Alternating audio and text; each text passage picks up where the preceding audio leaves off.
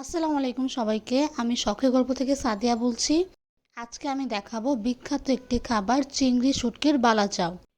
এই বালা চাওটি বানানোর জন্য আমরা প্রথমে নিয়ে নিব চিংড়ি শুটকি। চিংড়ি শুটকিটিকে আমরা ভালো করে ধুয়ে নিয়েছি। তারপর একটি কড়াইয়ে পরিমাণ মতো তেল দিয়ে পেঁয়াজগুলোকে আমরা ভালো করে ভেজে নিব। পেঁয়াজগুলো ব্রাউন কালার হয়ে গেলে আমরা নামিয়ে নিব। পেঁয়াজ ভাজা হয়ে গেলে এখন আমরা রসুনগুলোকে ভালো করে কুচি করে ভেজে নিব। রসুনগুলো ব্রাউন হয়ে গেলে আমরা এটি নামিয়ে নিব।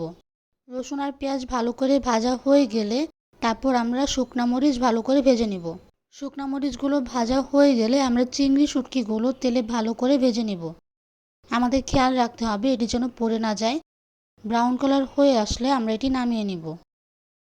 ঠিক এইভাবে আমাদের ব্রাউন কালার করে নিতে হবে। চিংড়ি শুটকি ভাজা হয়ে গেলে এখন আমরা বালা চাওটি বানিয়ে নেব। বালা চাওটি বানানোর জন্য প্রথমে নিয়ে নেব চিংড়ি শুটকি, তারপর দিয়ে দিব পেঁয়াজের বেরেস্তা, তারপর দিয়ে দিব রসুনের বেরেস্তা, তারপর দিয়ে দিব শুকনা মরিচ। এখন আমরা এটিকে ভালো করে মেখে নিব।